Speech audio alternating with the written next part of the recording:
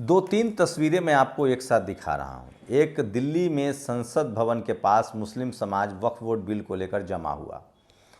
दूसरी तस्वीरें दिखा रहा हूँ, ये पिछले एक महीने से प्रदर्शन चल रहा है, खासकर बुद्धिस्टों का।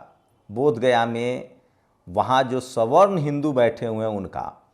तीसरा है, ये किसान हैं, ये सिख समाज के ज़्यादातर पंजाब के किसान हैं जो पिछले 2-3 सालों से लगातार धरना प्रदर्शन कर रहे हैं एमएसपी को लेकर। और चौथी जो तस्वीरें मैं आपको दिखा रहा हूँ, ये ईसाई कम्युनिटी है जिस पर लगातार कई जगह चर्चों पर हमले होते आ रहे हैं।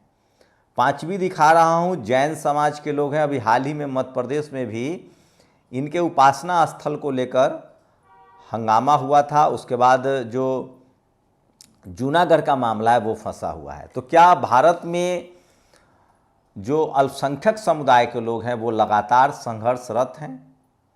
और सवाल है कि जो हिंदू हैं, जिनको आज जिन एससी एसटी ओबीसी को हिंदू कहा जा रहा है, क्या उनके अधिकार की भी रक्षा नहीं हो रही है?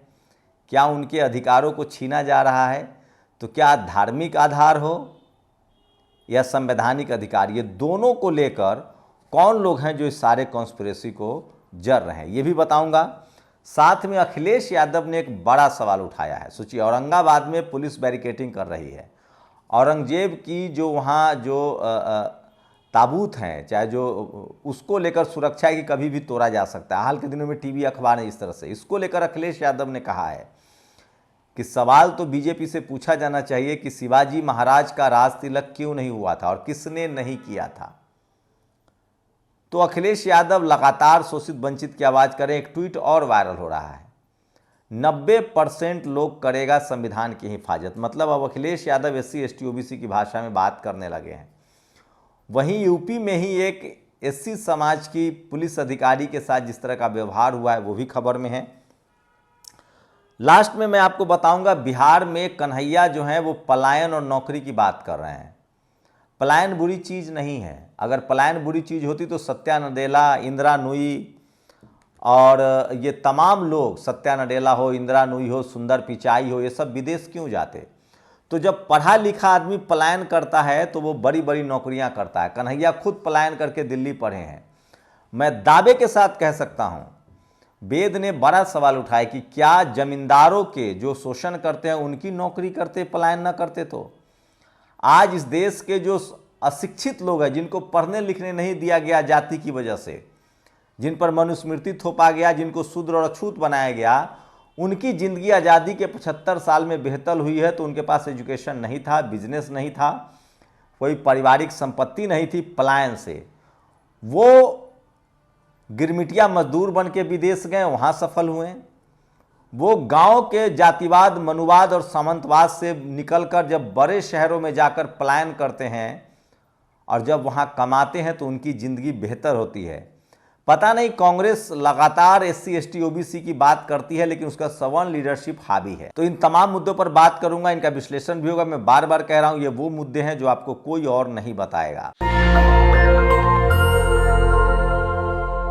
नमस्कार, मैं शंभू कुमार सिंह और आप देख रहे हैं नेशनल दस्तक। क्या इस देश में अल्पसंख्यक समुदाय के लोग, जो खासकर जो रिलीजियस अल्पसंख्यक हैं, क्या उनकी बात नहीं मानी जा रही है? क्या उनके साथ भेदभाव हो रहा है? ये सबसे बड़ा सवाल है जो मैं आपके सामने उठाना चाह रहा हूं। सोचिए, आज दिल्ली में संसद भवन के पास वक्फ बोर्ड बिल को लेकर मुस्लिम समाज के लोग जमा हुए, बड़ा नारा हुआ। इस पर मीडिया दिखा भी रही है लेकिन निगेटिव कर रही है। दिलीप मंडल कह रहे हैं कि ये मुस्लिम समाज का चौथा बड़ा सम्मेलन है। 2 सम्मेलन बहुत बुरा हुआ। एक बार मुस्लिम बंटवारे को लेकर ढाका में हुआ था, एक बार राम मंदिर में के ताला खोले जाने को लेकर हुआ था। लेकिन सवाल है कि मुस्लिम समाज को कटघरे में खड़े करने वाली मीडिया और दिलीप मंडल जैसे लोग यहाँ क्यों नहीं बोलते हैं? तो इन तस्वीरों का लब्बो-लुआब ये है कि सोचिए, मुस्लिम समाज के लोग संसद भवन के पास धरना दे रहे हैं क्योंकि वो वक्फ बोर्ड बिल उनके खिलाफ आ रहा है। उनको लग रहा है कि ये उनके धार्मिक अधिकारों में हस्तक्षेप है। दूसरी तरफ बुद्धिस्ट धरना दे रहे हैं। सोचिए, वहाँ सवर्ण हिंदू बैठा दिए गए हैं। जैसे आप सोचिए कि मस्जिद में कोई इमाम गैर मुस्लिम नहीं हो सकता है, राम मंदिर में कोई पुजारी गैर हिंदू तो छोड़ दीजिए, कोई गैर ब्राह्मण नहीं हो सकता है। गोर्क जो आजकल ग्रोक GRO के जो एक नया AI आया है, वो कह रहा है कि तिरुपति मंदिर में कोई भी गैर ब्राह्मण पुजारी नहीं है। मैं हिंदू की बात नहीं कर रहा हूं, गैर ब्राह्मण पुजारी नहीं है। लेकिन गया बौद्ध विहार में सवर्ण हिंदुओं का हस्तक्षेप है, उन्हीं का कंट्रोल है। DM भी उसके मुख्य होते हैं, तो DM तो कोई भी हो सकता है, चलिए वो एक संवैधानिक पद है। लेकिन बाद में 4 बुद्धिस्ट और 4 गैर बुद्धिस्ट हिंदू के नाम पर सवर्ण लोगों का कब्जा है। ये भी खबर है, उनको भी धरना प्रदर्शन करना पड़ रहा है। सिख समाज लगातार 3-4 सालों से आप देख रहे हैं, दिल्ली में धरना, अभी पंजाब में धरना, MSP की मांग कर रहे हैं। तो क्या इन सब चीज़ों की बात करने वाला कोई नहीं है? लेकिन बात सिर्फ हिंदुओं की भी नहीं है। आप सोचिए, SC ST OBC किसान अल्पसंख्यक भी हिंदू हैं, जाट पटेल मराठा गुर्जर भी हिंदू हैं। गुर्जर कितने साल से रिजर्वेशन मांग रहे हैं, नहीं मिला। गोलिए बैंसला साहब बहुत प्रोग्रेसिव आदमी थे, कहते थे कि अपने बच्चे को पढ़ाना, कर्ज लेकर भी पढ़ाना पड़े तो पढ़ाना, बर्तन बेचकर पढ़ाना। वो बहुत सामाजिक सरोकार वाले थे। उनके बेटा का भी वीडियो वायरल हो रहा है कि पूजा पाठ से अच्छा है कि पढ़ाई लिखाई पर अपना पैसा खर्च करना, जिसको मीडिया विवादित कह रहा है। जाट भी हिंदू हैं, वो भी रिजर्वेशन मांग रहे थे। हरियाणा में कैसे उनको बदनाम किया गया। पटेल गुजरात में रिजर्वेशन मांग रहे थे। किसान जातियां ये सब हिंदू हैं, इनको भी कुछ नहीं मिला। तो जाट पटेल मराठा मांग रहे हैं, उनको भी नहीं मिला, आपने देखा होगा। लेकिन 10% इकोनॉमिक वीकर सेक्शन का रिजर्वेशन लागू हो गया, जिसका फायदा कौन लोग उठा रहा है वो किसी से छुपा हुआ नहीं है। तो क्या इस देश में यही सबसे बड़ा सवाल है कि 90% लोगों के नाम पर राजनीति तो होती है, लेकिन उनको मिल नहीं रहा है बीजेपी की सरकार में। कांग्रेस के राज में भी यही होता था, अब बीजेपी की सरकार में भी यही हो रहा है। तो अल्पसंख्यक, जो रिलीजियस अल्पसंख्यक लोग हैं, वो लगातार धरना प्रदर्शन कर रहे हैं। दूसरा सवाल, ये अखिलेश यादव का वीडियो सुनिए। छत्रपति शिवाजी महाराज का तिलक कैसे हुआ, कोई बीजेपी वाला हमें बता दे। अगर कोई बीजेपी वाला मुझे ये बता दे, मैं इतने पत्रकार साथियों के साथ दावा करता हूं, जो हजारों साल पुरानी लड़ाई है, एक कोई मनु महाराज आए थे जिन्होंने गड़बड़ कर दिया, जिनकी वजह से हम और आप सब लोग बट गए हैं। कोई कुछ हो गया, कोई कुछ हो गया। तो हमारे छत्रपति शिवाजी महाराज जो हमारे पूजनीय हैं, हमारे परिवार के हैं, यहाँ जितने लोग खड़े हैं इन सब के परिवार के वो लोग हैं। शायद बीजेपी के परिवार के नहीं हो सकते छत्रपति शिवाजी महाराज। तो ये बीजेपी वाले बताएं कि छत्रपति शिवाजी महाराज का तिलक कैसे हुआ। अगर इतिहास के पन्ने पलटेंगे, अगर इतिहास के पन्ने पलटेंगे, इतिहास के पन्ने पलटोगे तो इतिहास के वो पन्ने भी पलटिए, तो जो लड़ाई है, अभी भी गरीब किसान गांव में रहने वाले लोगों को न्याय नहीं मिल पा रहा है, अभी भी उनके साथ अन्याय हो रहा है। और ये जो चीजें उठाई जाती हैं, जो संभल वाली और औरंगजेब वाली, ये इसलिए उठाई जाती हैं क्योंकि अपनी नाकामी पे पर्दा डालना चाहते हैं। उन्होंने कहा कि जो लोग आज औरंगजेब का सवाल उठा रहे हैं और शिवाजी महाराज के सम्मान की बात कर रहे हैं, क्या बीजेपी बताएगी कि कौन उनका राज तिलक नहीं कर रहा था? मैं बता दूं, शिवाजी महाराज मराठा समुदाय से थे, इसीलिए उनका राज तिलक नहीं किया गया था कि वर्ण कुव्यवस्था के हिसाब से, मनु स्मृति के हिसाब से वो राजा नहीं बन सकते थे। बाद में बाकायदा उन्होंने बनारस आकर अपना विद्यालय शुरू करवाया, संस्कृत। और एक बात और बता दूं, शिवाजी महाराज के साथ गद्दारी करने वाले कौन लोग थे और कौन मुगलों के दरबार तक उनको लाया था, ये भी आप जान लीजिए। संभाजी महाराज की जब जघन्य हत्या हुई, उसके बाद सत्ता जो है मुगलों के पास आना चाहिए था, पेशवाओं के पास गया जिन्होंने बहुत जुल्म किया, और तभी भीमा कोरेगांव की लड़ाई हुई थी। तो इतिहास को आपको तोड़ मरोड़ कर बताया जाता है, लेकिन शुक्र है कि अखिलेश यादव कम से कम ये सब समझने लगे हैं, बोलने लगे, ये बड़ी बात है। हम लोग लगातार कोशिश कर रहे थे कि बहुजन समाज के लोग कम से कम इन बातों को समझे, बात करें तो ज़्यादा बेहतर होगा।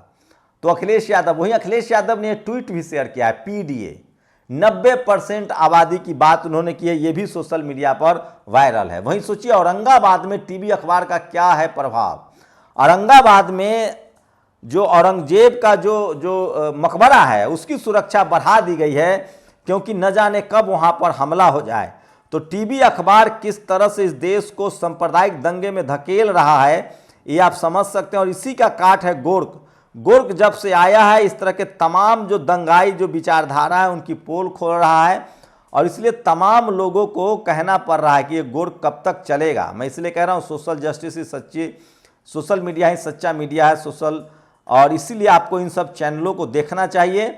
लेकिन कुछ और खबरें भी बताऊंगा, लेकिन देखिए पीडीए 90% जनता की एकता का नाम है, पीडीए संविधान और आरक्षण की ढाल है। ये बड़ी बात अखिलेश यादव ने कही है जो आपको समझना पड़ेगा। पीडीए तो आपको पॉलिसी मेकिंग वाले लोग चाहिए। अब बात बिहार की, बिहार में कन्हैया आंदोलन चला रहे हैं कांग्रेस, राहुल गांधी सोशल जस्टिस की बात कर रहे थे, लेकिन अब वहाँ कन्हैया कुमार और अखिलेश सिंह दोनों भूमिहार समाज से जनरल कैटेगरी के लोग हैं, वो कांग्रेस को लीड कर रहे हैं। सवाल है कि कथनी और करनी में कितना फ़र्क है। मैं फिर कह रहा हूँ, चाहे कोई लेफ्ट का हो, चाहे राइट का हो, चाहे सेकुलर हो, इस देश में जब तक सोशल जस्टिस वाले लोग नहीं जाएंगे उनके लिए पॉलिसी नहीं बनेगी। इसी को लेकर लोग सवाल उठा रहे। वेद ने पूछा है कि दलित, पिछड़े, आदिवासी, किसान, अल्पसंख्यक बिहार में सिर्फ वोट देने के लिए हैं। लीडरशिप जनरल कैटेगरी के हाथ में है कांग्रेस का इसको खामियाजा उठाना पड़ सकता है। कन्हैया जिन मुद्दों को उठा रहे हैं मैं उससे इत्तेफाक नहीं रखता हूं। सोचिए, पढ़े लिखे लोगों का पलायन तो बड़ा अच्छा है।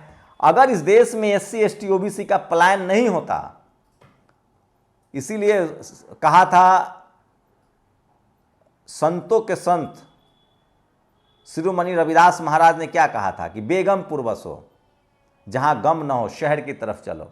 इस देश के अशिक्षित लोग, जिनको पढ़ने लिखने नहीं दिया गया, जिनके पास जमीन जायदाद संपत्ति नहीं है, जिनके पास बिजनेस व्यापार नहीं, अगर वो सामंतवाद और जातिवाद से मुक्त न होते, गांव में बंधुआ मजदूरी न छोड़कर दिल्ली, पंजाब, कोलकाता शहरों में न कमाते, विदेश तक मजदूरी करने न जाते, तो आज उनके घर सर पर छत न होता। तो पता नहीं किस तरह के पलायन की बात कर रहे हैं, वो खुद पलायन करके पढ़े लिखे हैं। तो मेरा कहने का मतलब यह है कि भारत सबका है और सबको हर जगह जाने का अधिकार है। आप भारत को तोड़ रहे हैं, अगर आप क्षेत्र के नाम पर, जाति के नाम पर, धर्म के नाम पर लोगों को बांट रहे हैं, तो आप देश के दुश्मन हैं, देश को तोड़ रहे हैं, संविधान के खिलाफ है ये सारी चीज़ें। तो ये समझिए। और कांग्रेस पता नहीं कैसे काम करती है, ये एक सबसे बड़ा सवाल है। तो और कुछ खबरें हैं। सुप्रिया श्रीनेत ने आजकल ग्रोक जो है वो बड़ा फेमस हो रहा है, उसको लेकर एक तंज किया है कि पीएमओ में इमरजेंसी लेवल की मीटिंग बुलाई गई। बैठक में पीएम, गृह मंत्री, आईटी, विदेश मंत्री NSA मौजूद।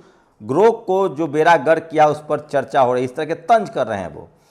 और ये एक सोशल मीडिया पर एक वीडियो वायरल हो रहा है, स्क्रीनशॉट देखिए। ये बाबा हैं जो हमेशा धर्म का ज्ञान देते हैं, लेकिन ये कहते हैं कि कथा करने का अधिकार सिर्फ ब्राह्मण समाज को है, पूजा पाठ का अधिकार ब्राह्मण समाज को। किसी ने लिखा था कि तो सिर्फ कथा भी ब्राह्मण ही सुनेंगे। एक इस महिला से वो पूछते हैं कि आप पढ़ी लिखी हैं, तो वो महिला कहती है कि अगर मैं पढ़ी लिखी होती तो यहाँ होती। ये भी सोशल मीडिया पर बहुत ज़्यादा वायरल है। और सोचिए, यूपी में हल के हिंदुस्तान एरोनॉटिक्स लिमिटेड के साथ ही साइबर ठगी हो गई है। 55 लाख रुपए ठग लिए गए हैं। और सबसे बड़ी खबर है, एक दुखद खबर है, जितेंद्र पटवारी ने ट्वीट किया है, जीतू पटवारी ने, कि किस तरह से यह सरकारी अपराध है कि मुख्यमंत्री की मौजूदगी में रामगढ़ जिला अस्पताल में इलाज के इंतजार में एक व्यक्ति की मौत हो गई है। कहा जा रहा है कि इमरजेंसी में आए बुजुर्ग को सीएम सिक्योरिटी ने अस्पताल के अंदर आने से रोक दिया, समय पर इलाज नहीं मिलने से उनकी मौत हो गई। इस सरकारी हत्या का जिम्मेदार कौन है? ये जीतू पटवारी जो है वो प्रदेश अध्यक्ष है कांग्रेस के, उन्होंने ट्वीट किया है। नेशनल जनमत ने भी इसको ट्वीट किया है, जो सोशल मीडिया पर वायरल है। और इसलिए मैं कह रहा हूँ सोशल मीडिया। और सोचिए, यूपी में महिला डिप्टी जेलर के इस वीडियो के बाद जीरो टॉलरेंस का राग अलापने वाले लोग भ्रष्टाचारी अत्याचारी अधीक्षक को हटाने की बजाय शिकायतकर्ता का ही तबादला करेंगे या कुछ और भी। ऐसा तो नहीं कि प्रधान संसदीय क्षेत्र के प्रभाव क्षेत्र में लखनऊ वालों की कुछ चलती ही नहीं है, इसलिए कुछ नहीं होगा। तो यह अखिलेश यादव ने तंज किया। सोचिए, महिला अधिकारी हैं और इन्होंने जातिवाद का आरोप लगाया। शेड्यूल कास्ट की कर्मचारी हैं, इनके साथ जातीय भेदभाव हुआ है। और छत्रपति शिवाजी महाराज को लेकर जो अखिलेश यादव ने कहा, एक बार फिर से सुनिए, जो आपने मोन्टाज में सुना था। और धीरे धीरे इसी। और सोचिए, यूपी के कौशाम्बी में बीजेपी की वरिष्ठ नेता और नगर पंचायत अध्यक्ष शांति देवी के बेटों ने पुलिस कर्मचारियों पर हमला किया। ये भी सोशल मीडिया पर वायरल हैं। और आप हिंदू मुस्लिम में लगे हुए हैं और बीजेपी के सारे बड़े नेता इफ्तार कर रहे हैं। जी हाँ, दिल्ली की मुख्यमंत्री इफ्तार में शामिल हुई, किरण रिजिजू शामिल हुए, प्रवेश वर्मा शामिल हुए। और वहाँ पत्रकार रजत शर्मा, जो दिन रात हिंदू मुस्लिम की खबरें चलाते हैं। मैं फिर कह रहा हूँ, सांप्रदायिकता से दूर रहिए और सबको मिलजुल कर रहने में ही देश की भलाई है। बस शर्त इतनी है कि सबको उसका संवैधानिक अधिकार मिले। शुक्रिया। नेशनल दस्तक की आपसे गुजारिश है कि अगर इसको बचाना चाहते हैं तो नेशनल दस्तक को सब्सक्राइब करने के लिए रेड कलर के सब्सक्राइब बटन को दबाएं, फिर बेल आइकन की घंटी दबाएं। नेशनल दस्तक को बचाने के लिए बहुत जरूरी है कि हर खबर को शेयर करें, लाइक करें, कमेंट जरूर करें।